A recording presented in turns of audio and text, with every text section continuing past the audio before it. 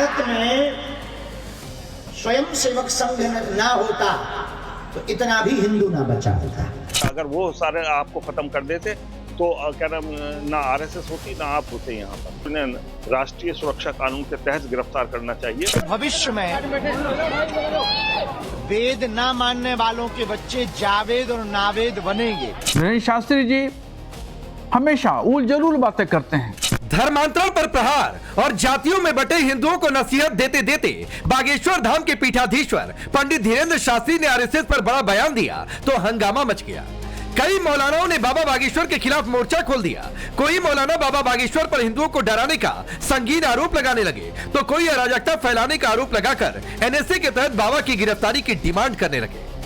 दरअसल बाबा बागेश्वर ने कहा कि अगर देश में राष्ट्रीय स्वयंसेवक संघ ना होता तो इतने हिंदू भी नहीं बचते। इसके साथ ही उन्होंने वेद की शिक्षा पर जोर देते हुए धर्मांतरण पर प्रहार किया और कहा कि भविष्य में वेद न मानने वालों के बच्चे जावेद और नावेद बनेंगे। भारत में स्वयं सेवक संघ ना होता तो इतना भी हिंदू ना बचा होता। डॉक्टर हेडगेवार जी की परंपरा ने एक अभूतपूर्व कार्य किया। गांव गांव गली गली में समस्त हिंदू समाज को एकजुट करने का कार्य किया। हम लोग यदि बटे रहेंगे, हम लोग जातियों में, वर्गों में, क्षेत्रों में, भाषावाद में बटे रहेंगे तो वो दिन दूर नहीं है जो बांग्लादेश में हो रहा वो भारत में भी होगा। और भविष्य में वेद ना मानने वालों के बच्चे जावेद और नावेद बनेंगे। इसलिए हम वेद परंपरा को आगे बढ़ाने के लिए बागेश्वर धाम पर गुरुकुलम खोले। बाबा बागेश्वर के इस बयान पर कई मौलाना तो इस कदर आग बबूला हो गए कि पंडित धीरेन्द्र कृष्ण शास्त्री को राष्ट्रीय सुरक्षा के लिए खतरा तक बता दिया। इंडियन यूनियन मुस्लिम लीग के उपाध्यक्ष मौलाना कौसर हयात ने तो हिंदुओं की सुरक्षा का क्रेडिट मुगलों को देते देते एनएसए के तहत पंडित धीरेन्द्र कृष्ण शास्त्री की गिरफ्तारी की मांग भी कर दी। तो दूसरी ओर ऑल इंडिया मुस्लिम जमात के अध्यक्ष मौलाना शाहबुद्दीन रजवी बरेली भी आरएसएस की तारीफ करते तो दिखे, लेकिन बाबा बागेश्वर पर उल जुलूल बयान देने का आरोप भी जड़ दिया। सही पूछो तो हजारों साल से हिंदुओं को मुसलमानों ने बचाया। जिन मुगलों के खिलाफ आप बात कर रहे हो उन मुगलों ने बचाया आपको। अगर वो सारे आपको खत्म कर देते तो क्या नाम, ना आरएसएस होती ना आप होते यहाँ पर। आरएसएस भी जब ही वजूद में आई जब आप बचे। पहले हिंदुओं को एक तरह से डर और खौफ में मुब्तला कर रहे हैं। ये हिंदुओं के दुश्मन हैं बहुत बड़े दर्जे के। सरकार को इन पर पाबंदी लगानी चाहिए।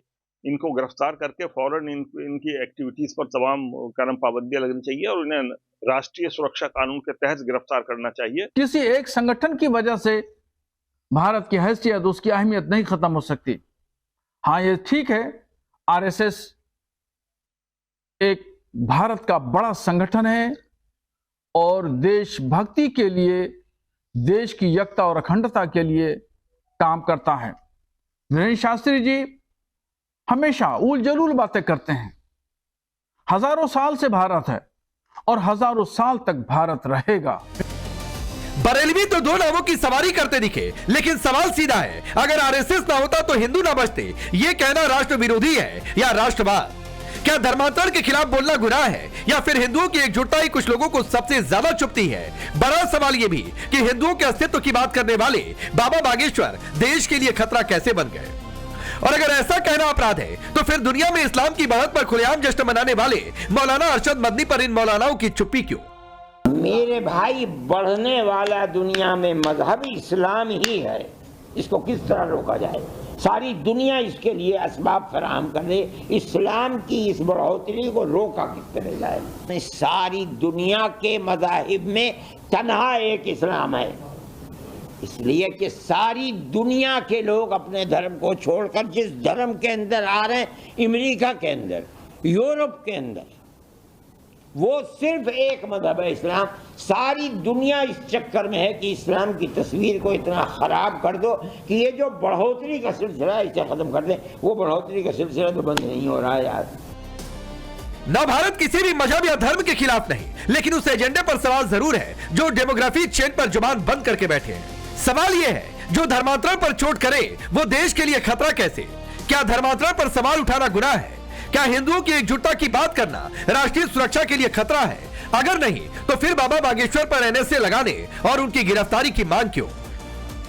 Bureau report, times now Bharat. चलिए आपने रिपोर्ट देखी, मैं आपका परिचय आज के मेहमानों से करवाता हूं। अमितोष पारिक बीएसपी के नेता और प्रवक्ता हैं। रतन शारदा जी पॉलिटिकल एनालिस्ट के तौर पर आरएसएस के विचारक भी हैं।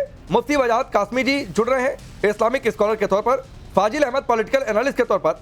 मौलाना शाहबुद्दीन रजवी बरेलवी हमारे साथ जुड़ रहे हैं और एडवोकेट कामरान मलिक है, पॉलिटिकल एनालिस्ट है और इस्लाम की इन्हें जानकारी भी है। अब बरेलवी साहब आपसे शुरू कर रहा हूं। बाबा बागेश्वर ने कहा कि आरएसएस ने हिंदुओं को बचाया, यह बात आपको उलझुल क्यों लगी? देखिए, बतौर एक संगठन के आरएसएस जो है वो बड़ा विस्तारवादी और देश के लिए काम करने वाला है, मगर ये कहना कि भारत को आरएसएस ने बचाया ये ठीक नहीं है। और भारत तो बहुत पहले हजारों साल से है और हजारों साल तक रहेगा इंशाअल्लाह। तो ये एक धीरेन्द्र शास्त्री ने जो बात कही है ये बात ठीक नहीं है। ये तो बचाने वाला तो खुदा है, अल्लाह ताला बचाता है और वही जिस्म के अंदर जान डालता है। वही जब मुकर्रर है इंसान की मौत तो वो मौत आएगी। इसके अलावा ना कोई संगठन बचा सकता, ना कोई व्यक्ति बचा सकता, ना कोई बचा सकता है। तो ये मौत आना या जिंदगी आना ये तो खुदा के हाथ में है, खुदा की कुदरत में है। वो जब तक किसी की मौत नहीं लेगा तब तक मौत नहीं आएगी, जब तक वो किसी के अंदर जान नहीं डालेगा तो जान नहीं आएगी। ये कोई पंडित जी के हाथ में नहीं है, ना किसी मौलाना साहब के हाथ में है, ये तो खुदा के हाथ में है। तो ये कहना ठीक नहीं है। देखिए बहुत यानी हजारों साल पहले देखिए यहाँ पर जो है वो अशोक जी की जो है वो हुकूमत थी, बुद्धिस्टों की हुकूमत थी, मुसलमानों की हुकूमत थी, ब्रिटिश लोगों की हुकूमत है हुकूमत थी। उसके बाद में अब जो है 77 साल से ये हमारी और आपकी हुकूमत है और अब जो है वो 11-12 साल से प्रधानमंत्री नरेंद्र मोदी जी की हुकूमत है। तो ये हुकूमतें आती रहती हैं जाती रहती हैं, ये सिस्टम है, चलता रहेगा, कुदरती निज़ाम है, निज़ाम के तहत ये सब चलता रहेगा। ये किसी व्यक्ति की या किसी संगठन के हाथ में नहीं है मौत और जिंदा करना या मार देना। बरेलवी साहब, ये जिंदगी मौत, मैं तो अभी इस पर गया भी नहीं, आप सीधे वहां पर क्यों पहुंच गए? और बचाने का मतलब सिर्फ आपको मौत से बचाना क्यों लग गया? बाबा बागेश्वर ये कह रहे हैं जो वेद में विश्वास नहीं रखते हैं वो नावेद और जावेद बन जाएंगे। वो गुरुकुल में पढ़ाई करवाने जा रहे हैं, उस संबंध में उन्होंने ये बातें कह दी। वो उनका इशारा धर्मांतरण की ओर था। इशारा क्या था वो खुलकर बोले, आप सीधे जीवन मौत पर चले गए। नहीं, तो वो ये कह रहे हैं, वो बिल्कुल यही बात कह रहे हैं कि अगर वेद नहीं पढ़ेंगे तो लोग खत्म हो जाएंगे। नहीं, खत्म हो जाने का मतलब मर जाना आपने क्यों समझ लिया? आरएसएस, और उन्होंने साफ साफ तरीके से आरएसएस का नाम लिया और कहा कि अगर आरएसएस नहीं होती तो भारत के हिंदू लोग जो है वो नहीं बचते। नहीं बचने का मतलब आपको मर जाने से क्यों लग गया? आप सीधे मरने मारने वाली बात पर चले गए। अब देखिए बाबा जी धार्मिक आदमी है, धार्मिक आदमी को धार्मिक धर्म की बात करना चाहिए। तो वो धर्म की बात कर रहे हैं, वो अधर्म की बात कहां से उन्होंने की है? बरेलवी साहब, मैं फिर आपकी जानकारी के लिए कोट अनकोट कर रहा हूं। उन्होंने कहा आरएसएस नहीं होता तो हिंदू नहीं बचते। वो ये कह रहे हैं कि जो वेद में विश्वास नहीं रखते वो नावेद और जावेद बन जाएंगे। जाहिर सी बात है वो कह रहे हैं कि धर्मांतरण गैंग काम कर रहा है और लोग अगर वेदों को नहीं पढ़ेंगे, धर्म को नहीं समझेंगे तो धर्मांतरण की घटनाएं बढ़ती जाएंगी। उनके कहने का मतलब यह है। आपको सीधे लग रहा है कि हिंदू मर ही जाएंगे। अब देखिए, जो मतलब आपने समझा है वो भी आपका मतलब बेहतर हो सकता है। जो मतलब मैंने समझा है वो मैंने आपको बयान कर दिया। अब वो मुसलमानों को टारगेट क्यों करते हैं, नवेद और जावेद की क्यों बात करते हैं? वो गुरुकुल बनाए, अच्छी बात है, बनाना चाहिए, गुरुकुल की शिक्षा देना चाहिए, वैद की शिक्षा देना चाहिए, हर एक को पढ़ना चाहिए। शिक्षा कोई भी हो वो अच्छी होती है और उसकी जानकारी हर एक को लेना चाहिए। मगर उसमें मुसलमानों को क्यों घुसेड़ देते हैं, क्यों दाखिल कर देते हैं? नवेद और जावेद के कहाँ याद आ गई उनको? और इससे पहले उन्होंने टोपी वाले कह करके मुसलमानों को क्यों टारगेट किया? उन्होंने सलमा नाम की एक लड़की थी उसका धर्मांतरण क्यों कराया? और उन्होंने मुसलमानों को भारत छोड़ने की बात क्यों कही? बहुत सारे उनके इस तरह बयानात हैं जो हमेशा मुसलमानों को टारगेट करते रहते हैं, मुसलमानों को निशाना बनाते रहते हैं। हिंदू नहीं बचेंगे इसका मतलब बरेलवी साहब ने मर जाने से समझा और मैंने जो समझा, जो बयान था वो धर्मांतरण के एंगल से मैंने समझा। क्या अंतर आपको दिख रहा है या फिर क्या आपको लग रहा है कि इन्होंने क्यों समझा और मैंने क्यों समझा? राकेश भाई, दिक्कत क्या है? दिक्कत यह है इस देश में अगर आप हिंदू की बात करेंगे तो आपको एक सांप्रदायिक समझ लिया जाएगा और आप अगर मुस्लिम अपीसमेंट की बात करेंगे तो आपको सेक्युलर समझ लिया जाएगा। कुछ समय छत्तीसगढ़ के पूर्व मुख्यमंत्री भूपेश बघेल ने भी अभी बाबर इनके लिए धीरेन्द्र शास्त्री के लिए अपशब्द कहे थे, वो बघेल जो कहते थे Hindu is a vulgar word, Hindu is more dangerous than Naxal, वो लोग बाबा बागेश्वर धाम पे ऊपर में कहते हैं। समाजवादी पार्टी जो है चर्ची कह देती है। लेकिन मौलाना छंगूर की बात करेंगे तो आपको जांच का विषय है। अभी ये मौलाना साहब कह रहे थे कि अगर वेद नहीं पढ़ाते और वेद लोगों कुरान जो है वो तो लोगों को बहुत बचना सिखा रही है, कुरान पढ़ के तो फिदाइन बन जा रहे। चाहे उमर खालिद को देख लीजिए, चाहे शर्जिल ईमान को देख लीजिए, चाहे उमर को देख लीजिए, चाहे किसी भी आतंकवादी को देख लीजिए। अब मैं आपको विषय बताता हूँ। नहीं, एक चीज, धर्म को इसमें कम घसीटा जाए और धर्म ग्रंथों को तो नहीं। अमितोष, मैं ये कहूंगा, नहीं, मैं आपको कोट कर रहा हूं ना। आप जो कह रहे हैं किसी की दिमाग में खोट है, किसी की सोच में खोट है, तो उसका कोई कुछ नहीं कर सकता है। हाँ। मैं वही तो कह रहा हूँ राकेश भाई, कि when the books are used as a radicalization,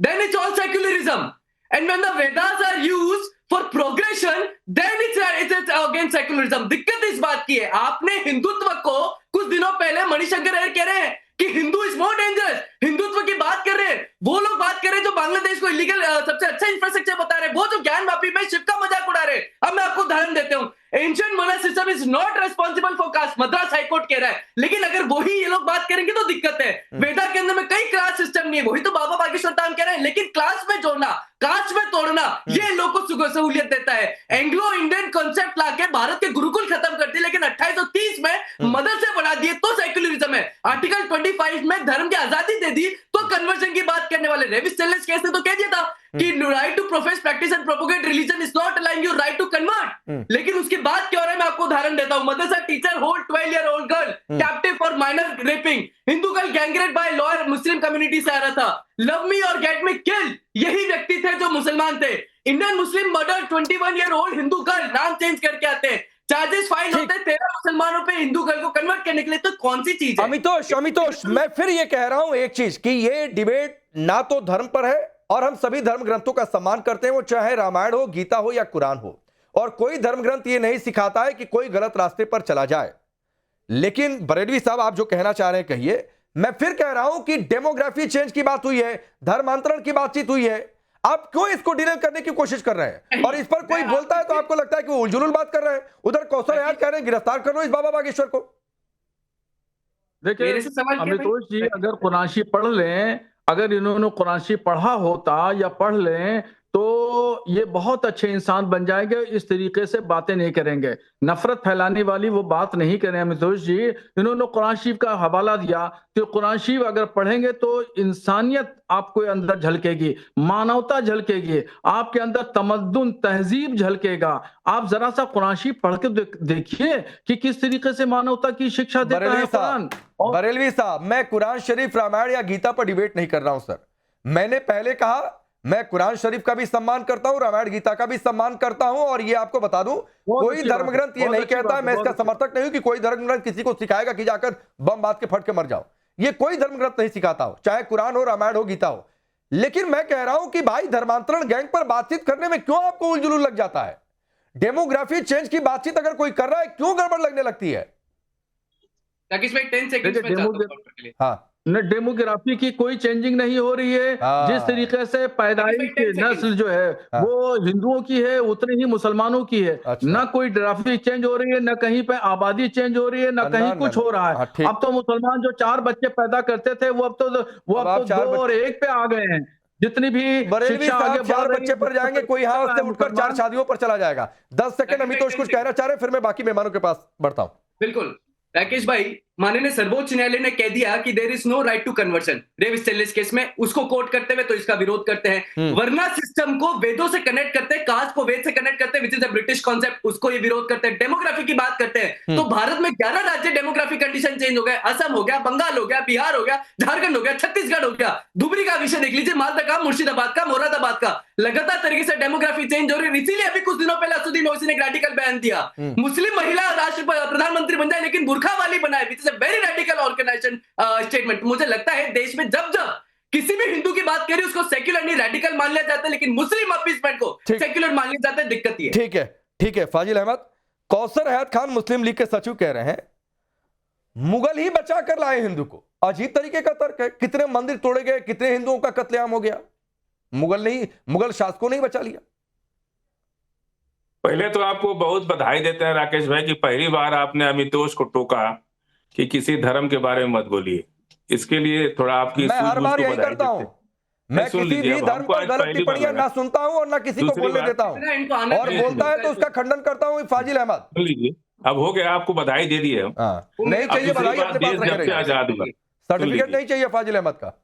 सुनिए। हाँ। नहीं, हम खुशी में बोले आपको, हाँ। आपसे पसंद खुश हुए हम, हाँ, इसलिए बोले आप। मोगैम्बो थोड़े नहीं जब है, से देश आजाद हुआ, और सुन फिल्म की लीजिए, शूटिंग थोड़ी नहीं चल रही है कि हम खुश अरे हुए। सुनिए ना, सवाल का जवाब जब दीजिए। से जब से देश आजाद हुआ, हाँ, हमारे देश के आजाद भारत में 99% नेता हिंदू ही हुए। न क्रिश्चियन हुए, न मुसलमान हुए, न बुद्धिस्ट हुए, न जैन, न पारसी, एक आध लोग हुए।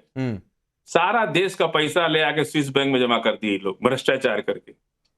इतना हिंदू जो है भ्रष्टाचार में लिप्त है इस देश के अंदर। थाना में हिंदू, तहसील में हिंदू, ब्लॉक में हिंदू, सरकार में हिंदू, मिनिस्ट्री हिंदू। बोल क्या रहे हैं? अभी यही मैं, अभी देखिए, अभी इनको बुरा लग रहा है ना, अब यही बात ये बोल रहे थे तो समझ नहीं ठीक पा लग रहा था। सीखने आया हूं आपसे, मैं क्या बोल सच्चाई बोल रहा हूँ कि आज देश जो करप्शन से जूझ रहा है, पूरा 99% तो हिंदू ही है हर जगह। उसके लिए हिंदू जिम्मेदार है। कचहरी से लेके, वकील से लेके, आज जज देश से में लेकर करप्शन के। है तो उसके लिए हिंदू जिम्मेदार है आपके हिसाब से? अरे सर, हिंदू की आबादी ज्यादा है ना, मैं 100 पूछ तो करोड़ रहा हिंदू है ना, हूं, ये कम्युनल 100 स्टेटमेंट करोड़ नहीं है, हिंदू है। ये अब सुन आपकी लीजिए, सेकुलरिज्म की परिभाषा में आएगा RSS ने फाजिल क्या अहमद। किया देश के क्या लिए? देश में करप्शन है तो उसके लिए हिंदू जिम्मेदार अरे है? सुनिए ना फिट हो भाई, गया। आप सब अभी सारा थोड़ी श्रेय देर आप पहले ही आप लेंगे मेरी ना। तारीफ कर रहे थे, अच्छा, आप भी- खुद तारीफ के काबिल नहीं, है क्या फाजिल अहमद? मीठा मीठा गप गप कड़वा कड़वा थू थू, सारा श्रेय लीजिए तो फिर सारा श्रेय लीजिए ना, ये भी तो आप ही का श्रेय है। अच्छा। स्विस बैंक में पैसा जमा मैं कर दिए, आपसे भी तो आप सवाल ही ये का श्रेय पूछा है। कि अब मुगल नंबर एक बात, शासकों ने आपके हिंदुओं सवाल को क्या है? बचाया RSS ने, और आप पहुंच गए करप्शन पर। सुनिए, आप पहुंच गए कि हिंदू RSS जिम्मेदार है करप्शन के सुन लिए। लीजिए, RSS ने इस देश में केवल सवर्णों को सुरक्षित किया है अच्छा, और कुछ नहीं किया है। हाँ। उनका एक भी आज तक अध्यक्ष कोई ब्राह्मण के अलावा, चित्पावन ब्राह्मण, उसमें भी आप वाला ब्राह्मण शायद पता नहीं कौन सा है, हम नहीं जानते, लेकिन चित्पावन ब्राह्मण उसमें आज तक जो अध्यक्ष रहा, कभी OBC SC ST के बारे में लोग सोचते भी नहीं। अच्छा, मेरठ के अंदर जिंदा जला दिया हाँ। एक, वो हिंदू तो था अरे, नहीं, वो तो दलित था। सवाल नहीं समझ में क्या आता है क्या अपमान ये लोग फाजिल कर रहे अहमद? हैं देश के दलितों का, बुद्धिस्टों पूरी का। दुनिया घूम आज लेंगे मेरे सवाल सुन की लाइन लीजिए, छोड़कर। बनारस में बुद्धिस्ट स्ट्रक्चर पूरी तोड़े जा दुनिया रहे हैं। आप घूम लेंगे मेरे सवाल की लाइन छोड़कर। फिर तक कब पहुंचेंगे? सुन लीजिए, हाँ। बनारस में पूरा मंदिर स्ट्रक्चर तोड़े जा रहे हैं, बुद्धिस्ट स्ट्रक्चर तोड़े जा रहे हैं, सिर्फ निशान मिटाने के लिए कि नहीं। 80 घाट पे बुद्धिस्ट स्ट्रक्चर नहीं है। आप उसका गलत निशान है मिटाया फाजिल जा रहा है। अहमद, आपके इसमें भी चश्मे का नंबर किसका गलत हाथ है। भाई? जाकर किसी अरे- बढ़िया आई स्पेशलिस्ट को दिखा कर आइए। सुनिए, आपके अरे आपके मेरा चश्मे में आप भी हिंदुओं ठीक से है, मेरा नफरत घुसी हुई मिजाज है, भी ठीक है। इसलिए आपको नंबर एक करप्शन बात, के लिए सिर्फ हिंदू जिम्मेदार RSS से दिखते अगर हैं। जिसको फायदा हुआ है, बनारस में मेरे अगर साथ अतिक्रमण बाबा हटाओ ने- अभियान चल रहा मेरे है साथ से जिसमें बाबा कई की मंदिर भी संख्या हटाए गए बढ़ी हैं, है। लेकिन वो मंदिर आपको नहीं दिखाई देंगे क्योंकि सुनिए आपके ना, चश्मे का नंबर वो नफरती हो चुका है। सुनिए रतन शारदा सर, सुनिए, ठीक है, मैं आता हूं फाजिल अहमद, आता हूं सर, आता हूं, 3 मेहमान अभी वेट कर रहे हैं। रतन शारदा सर, मैंने ये सवाल पूछा था कि मुगल शासकों ने ही हिंदुओं को बचाया, जबकि तारीख गवाह है कि हिंदुओं का कत्लेआम सोमनाथ से लेकर पता नहीं कितनी जगहों पर हुआ, मुगल शासकों के कितने मंदिर तोड़े गए। इस सवाल के जवाब में RSS का अध्यक्ष कौन, कहां क्या अपराध हुए, हिंदू करप्शन के लिए जिम्मेदार पूरी दुनिया घूम ली है। आलोपनिषद देखिए, समस्या ये है कि आक्रांताओं को देवता बनाने वाले ये लोग मुगलों के शासन के समय, इस्लामिक शासन के समय भारत की आबादी 8 करोड़ कम हुई, इतिहास दर्ज करता है। कहाँ गए वो लोग? क्या वो गायब हो गए, मार दिए गए, भाग गए? कहाँ गए वो लोग? दूसरी बात, भारत की पार्टीशन के समय एकमात्र संगठन जो मुस्लिम लीग के विरुद्ध खड़ा रहा वो था राष्ट्रीय स्वयंसेवक संघ। इसलिए संघ पर सबसे पहले बैन लगाने की मांग हुई मुस्लिम लीग द्वारा। अगर राष्ट्रीय स्वयंसेवक संघ न होता तो यहाँ जब मुस्लिम लीग का बंदा बैठा है, पता नहीं और कितने हजारों लाखों हिंदू मारे जाते, सिख मारे जाते, उनको बचाने का श्रेय संघ को जाता है। कश्मीर के अंदर भारत की एकता के लड़कर जान देने वाले 1947 के संघ के स्वयंसेवक थे।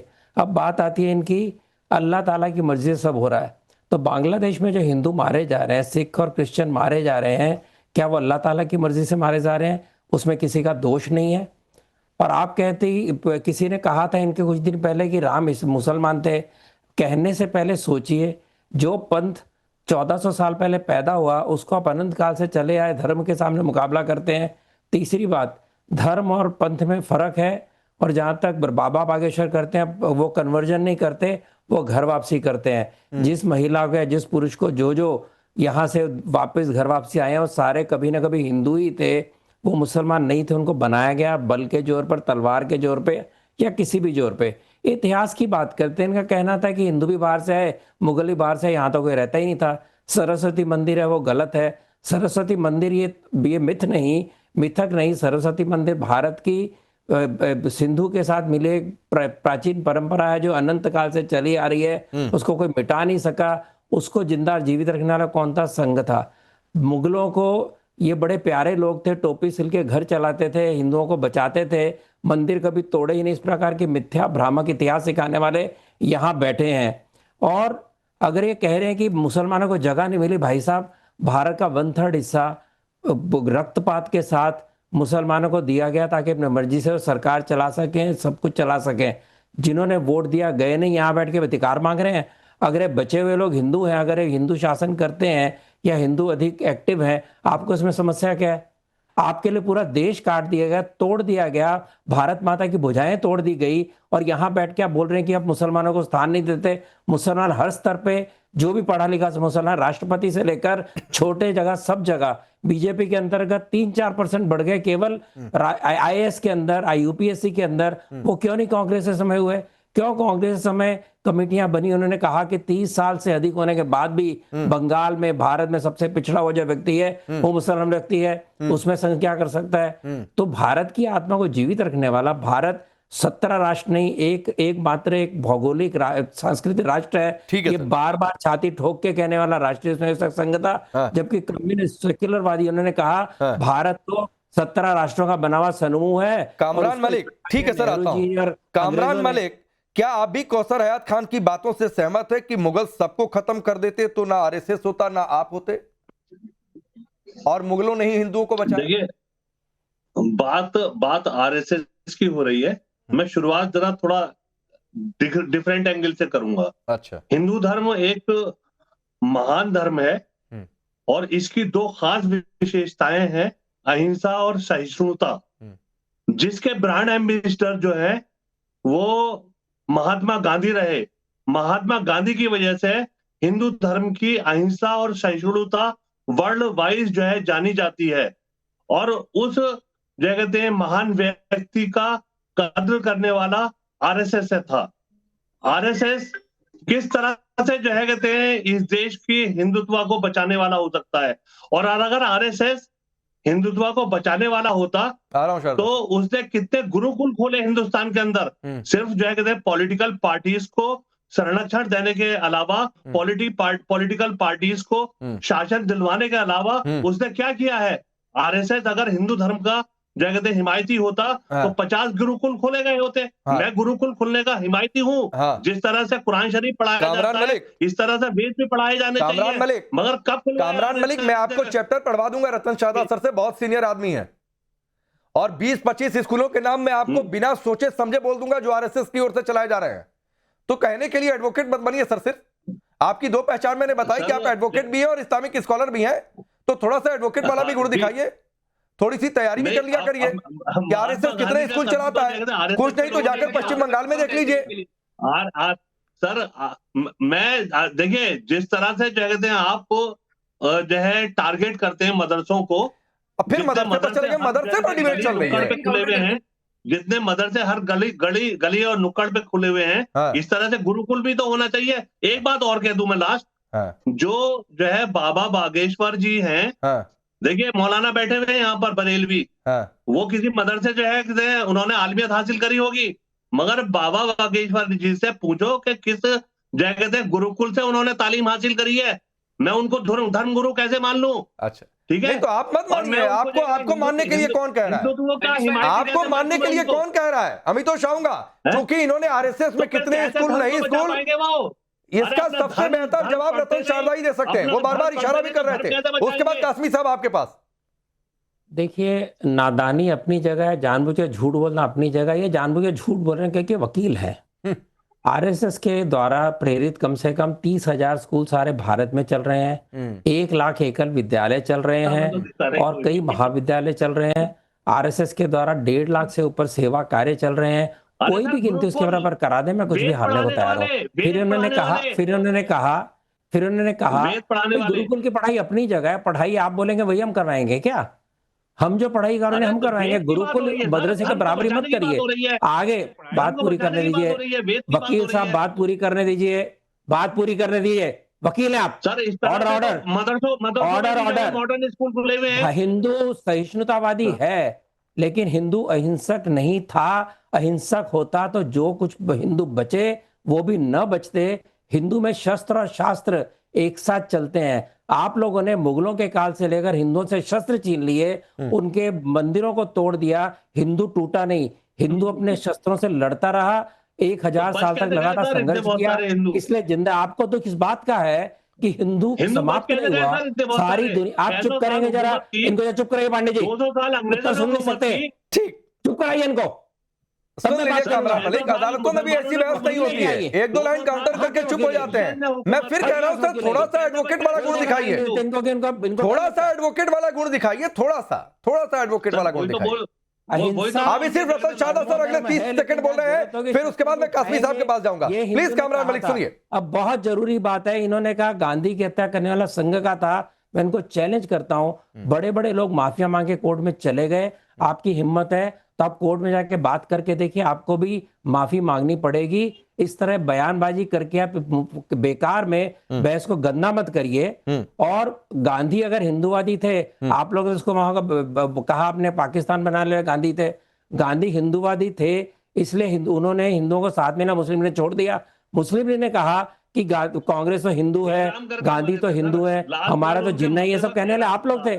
आज गांधी का नाम लेते हैं आप लोग, ठीक है, आपको शर्म नहीं आती? ठीक है कामरान मलिक, आप बोलिएगा इस पर। वजाहत कासमी जी, मत लाइए। बाबा बागेश्वर ने गुरुकुल की शुरुआत करते हुए एक सामान्य बात कही, उसमें आरएसएस का जिक्र कर दिया। अब ये सबको दिक्कत हो गई है कि अरे आरएसएस को कैसे क्रेडिट दे दिया, आरएसएस को हिंदूवादी बता दिया, तो ये हिंदू से नफरत है, आरएसएस से चिढ़ है, क्या है ये? क्यों बाबा की गिरफ्तारी की बात, कितनी भड़ास है? देखिए, बाबा बागेश्वर जो है वो आज के लिए और हमारे पूरे मुल्क में नहीं बल्कि पूरी दुनिया में एक बड़ी फैन फॉलो। दूसरी बात यह कि आप आरएसएस के बारे में इस तरह की ओलफोल बातें ना करें। आरएसएस ने देश की कल्चर को, देश का जो हमारे कल्चर है उसको सेव किया है, उसको सुरक्षा दी है, पूरे देश आज सुरक्षित है और आरएसएस के सेवाकार ये पूरे मुल्क में है। अगर इनको जानकारी है वकील साहब को, तो विद्या मंदिर, शिशु मंदिर हम बचपन से देखते हुए आ रहे हैं, उनसे पढ़ करके आए हैं और आरएसएस ने देश को शिक्षित बनाने में बहुत बड़ा योगदान दिया है और उसमें कभी हिंदू, मुस्लिम, सिख, ईसाई नहीं देखा है। आरएसएस को खाली हिंदुओं की जमात नहीं माना जाए। आरएसएस एक ऐसा गैर सरकारी संगठन है जिसने हिंदुस्तान को तरक्की दिलाने में सरकारों से कहीं ज्यादा योगदान दिया है। तो इसलिए मैं नहीं समझता कि हम चश्मा अलग हटाएं थोड़ा सा कट्टरता का, फिर हम ज्ञान लें और हमें हमेशा ऐसी बात करनी चाहिए जो सच पर मबनी हो। आरएसएस की ये सब सेवाएं कोई नहीं झुटला सकता है। आप गूगल पर सर्च कर लिए, आप यूट्यूब पर देखिए, भाई सब पढ़े लिखे लोग हैं। और फिर हम जिस भारत में हैं उस भारत में हर गांव में नहीं तो कासमी जी, जो मौलाना कौसर हयात ने बात कही, जो मुस्लिम लीग के सचिव है कि बाबा को गिरफ्तार ही कर लो, तो मैं आपसे पूछ रहा हूं कि ये उनकी आरएसएस से चिढ़ है, बाबा बागेश्वर से चिढ़ है, क्या है ये? नहीं, अभी आप मुझसे क्यों पूछ रहे हैं? आपके टीवी पर अभी साफ साफ बता दिया गया कि हिंदुओं के बारे में इनके क्या ख्यालात हैं। तो कौसर हयात वो मुस्लिम लीग ने भारत के टुकड़े किए हैं भाई। जिन्ना की थ्योरी है, टू नेशन थ्योरी जिंदाबाद रही है। बांग्लादेश और पाकिस्तान मुस्लिम लीग की देन है, तो फिर हम मुस्लिम लीग से क्या उम्मीद रख सकते हैं? और मुझे तो शर्म जब आई जब हमारे ही अभी पैनलिस्ट कोई कह रहे थे टीवी पर, आप ही के टीवी पर, कि हिंदुओं ने करप्शन किया, हिंदुओं ने रिश्वतें ली हैं, हिंदुओं ने देश को, अरे भाई इनकी कुर्बानियां तुम्हें याद नहीं है? और फिर हम ये क्यों देख रहे हैं कि रिश्वत लेने वाला आदमी हिंदू है कि मुसलमान है? किस तरह की बातें हो रही हैं टीवी पर बैठ करके? तो रिश्वत ले सकते हैं। नहीं, किस तरह की बातें हो रही हैं टीवी पर बैठ करके? क्या मुसलमान रिश्वत नहीं लेता? अरे मैं बताऊं आपको कौन से अधिकारी मुसलमान है रिश्वत लेते हैं? मैं बताऊं आपको, कहो तो पकड़वा करके दिखाऊं कि खाली हिंदू रिश्वत लेता है और कोई देश में रिश्वत नहीं लेता? वाह भाई वाह, ये कौन सा तर्क हुआ आपका? ये कौन सा तर्क हुआ आपका? आपकी सोच वो जिन्ना वाली सोच है। आप वाकई मुस्लिम, पक्के मुस्लिम लीग मालूम होते हैं आप।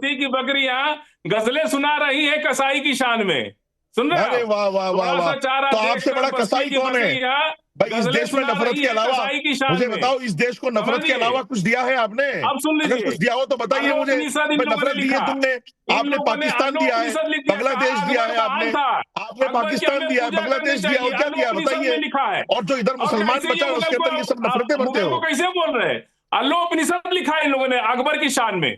अकबर को महान बताया, आलोपनिषद पढ़ लीजिए निकाल करके। अरे वाह जब वाह आपका वाह, मतलब था, अभी तब अभी चरण तो आपका चुप ज्ञान करते बोल थे रहा था अकबर ना, का। आज उसको गाली अभी दे रहे थोड़ी हैं। देर पहले आपका जब ज्ञान उस- बोल रहा जब था कि मतलब हिंदू था- रिश्वत लेता अच्छा, है, एक मिनट, हिंदू फाजिल अहमद, ऐसा फाजिल करता है, अहमद, हिंदू ऐसा करता फाजिल है। अहमद, मुझे एक बात बताइए, औरंगजेब, महमूद गजनवी, सारे मैं और भी कई सारे नाम ले लूंगा, इन लोगों ने हिंदुओं को मरवाया कि नहीं मरवाया?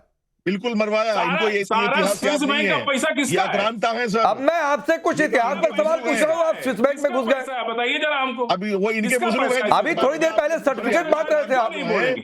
वो 40% जलील कमीशन आक्रांता जो है वो सांसद, इनके जिस देश बुजुर्ग में हैं। सांसद और विधायक पर कमीशन ले रहे हैं, हाँ। आपको शर्म आनी चाहिए कम से कम ये सब बात। आपको शर्म नहीं आ रही है? अरे बिल्कुल शर्म आप आनी खुद चाहिए। कम्युनल होकर सांसद डिबेट कर रहे कमीशन ले रहा हैं, है, आप विधायक एक धर्म के लोगों को कमीशन ले टारगेट रहा कर रहे हैं कि भाई करप्शन कर रहे हैं। तो उस क्या आप देश हिंदू से के क्या बारे में उम्मीद की कैसा जा सोचते सकती हैं? है? आप ये खुद कैसे देखिए।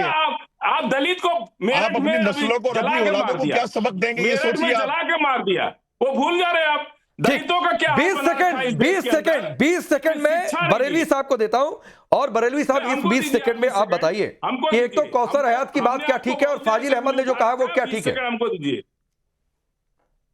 देखिए, जो कौसर हयात साहब ने रासुका के तहत बाबा की गिरफ्तारी की बात कही है, मैं इसका समर्थन नहीं करता हूं। ठीक, इस तरह की बात उनको नहीं कहना चाहिए। वो और एक जो फाजिल धर्मगुरु यहाँ पर हैं, कह रहे हैं, एक धर्म का प्रचार प्रसार कर रहे हैं, उनका अपना अंदाज और है, जो कह फाजिल सकते कह हैं। रहे हैं मगर कि करप्शन एक ही धर्म की वजह से।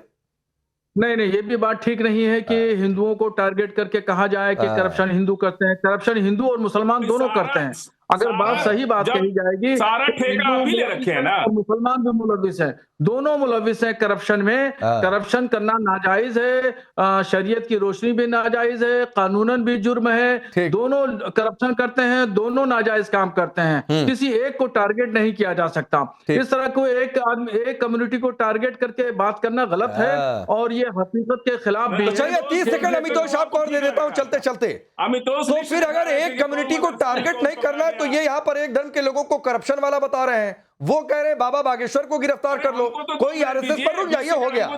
क्यों ऐसा अमितोष? आखिरी राकेश भाई, मैं कुछ बोलूंगा तो ये कम्युनल कह देंगे, लेकिन स्वामी विवेकानंद ने कहा था अगर एक व्यक्ति भी कन्वर्ट होता है तो पूरी फ्यूचर जनरेशन कन्वर्ट हो रही। वही श्रद्धानंद सरस्वती ने भी कहा था घर वापसी में, और उनको मारने वाला 15 साल का व्यक्ति था। मुझे लगता है कि इसको कम्युनल नहीं बल्कि सेक्युलर वही, अगर मुस्लिम अपीसमेंट और हिंदू की बात करना तो रेडिकल, ये इनकी सोच है।